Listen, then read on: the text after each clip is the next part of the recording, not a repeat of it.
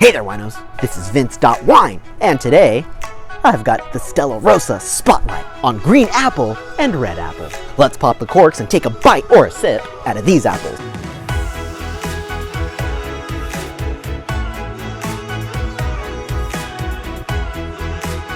Hey, thanks for joining me. And before we get started today, if you want to be a winocerist, hit subscribe on this channel to become a wino today. I'll put out new videos every single Saturday, so be sure to hit that bell icon to stay notified for more great wine content. Huge shout out to Stella Rosa for sponsoring today's video. Okay, this is a really great day to be joining the Stella Rosa Spotlight. I've got two pretty classic flavors, Stella Rosa Red Apple and Stella Rosa Green Apple. Okay, now both of these wines are part of Stella Rosa's Il Conti series. So this is their sort of luxury series, and they're all natural wines infused with natural apple flavors. And they're both gonna be semi-sweet and semi-sparkling as well. Let's start with red apple. As ever, I love the presentation on these bottles here. You've got the really beautiful Stella Rosa crown on top there on the capsule, and then the sort of spangled capsule going around there with the really beautiful glass featuring that crown as well. And as we move up, you get that product of Italy line. And that's such a great thing about Stella Rosa wines. These are producers originally from northern Italy, the Piedmonte region, where they're famous for the semi-sweet, semi-sparkling style.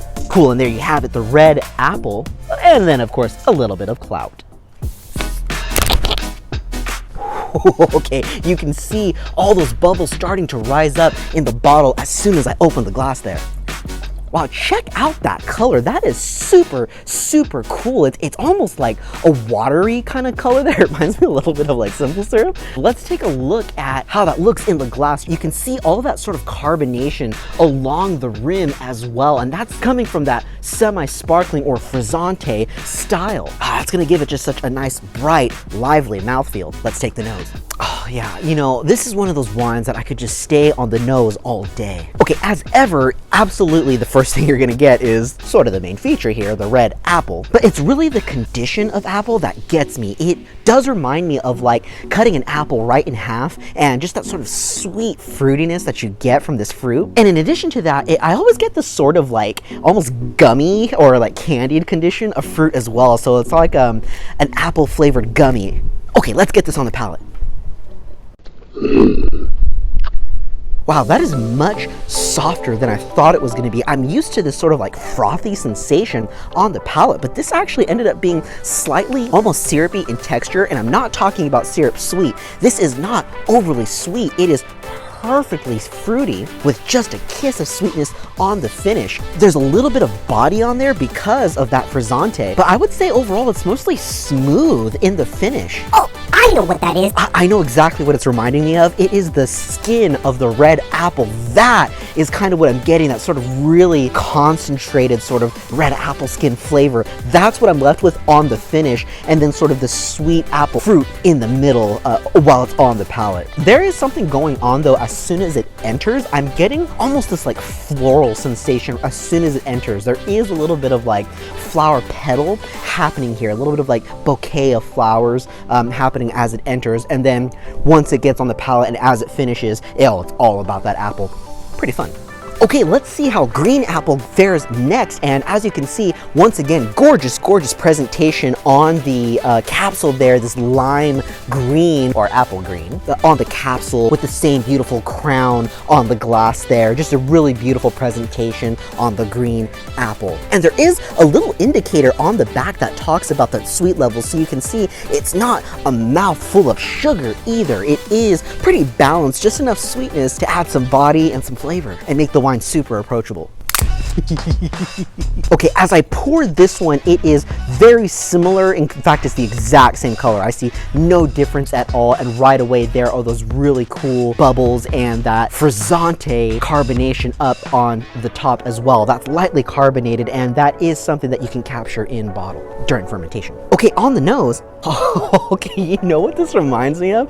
This is a little bit like a green sort of sour apple candy, and that's not to say that I'm getting like a volatile sourness out of it. It's like a really inviting, sweet, sour flavor that you just know is gonna get to your gums. This is really pretty. And yeah, kind of the same thing here. It's funny, it does remind me a little bit of like a flower bouquet on the nose, and I'm pretty sure that's gonna enter onto the palate, and similarly to the red apple, it'll finish in a really pretty green, rich apple flavor.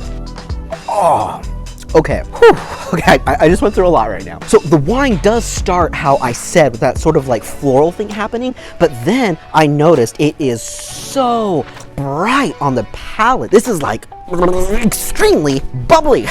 This has such a different palate. It's just a little bit more sparkly, a little bit more lively. Okay, and then for flavor, I do get the green apple for sure. Obviously, that's the main focus of the wine, but there is something almost like creamy on the finish, and I'm not sure, I don't believe there's any oak treatment on this, so not in that way. It's almost like a bubble gum or like cotton candy style sweetness on there, that sort of sugar level, and it makes me think of like powdered sugar, or like almost to the way of creaminess, even though I know it's not cream. It is super bright and refreshing, and the green apple comes off as definitely sort of that candied green apple, which makes this just such a fun wine. Okay, so my manager and I don't agree. She really loves the green apple, and I'm actually a really big fan of the red apple. I think it's just a super, super interesting wine. Okay, now both of these wines are really, really crisp and bright and lively, and really well balanced as far as the sweetness levels. You'll be pretty happy with either of these on a picnic, but I gotta tell you, I think that I would like to drink the red apple more self-drinking on its own, something that I would just hang out with and enjoy a glass around a table with friends, or a picnic blanket with friends, or something like that. Whereas the green apple, I actually think I would want that with food. I could easily see this going with like some Thai food, or maybe something with a little bit of spice on it as well. This would be pretty interesting for that, I think. I'll probably be trying that this weekend. Well, there you have it, winos. Just a quick review on two really awesome Stella Rosa wines, Stella Rosa Red Apple and Stella Rosa Green Apple. Let me know in the comments if there's a Stella Rosa wine that you winos really want me to review. I would love to get my hands on it and taste it. If you enjoyed what you saw here today, please leave me a like. That helps so much. Don't forget to share this video with your wine friends. And until next time, winos, drink safe and drink well. Cheers.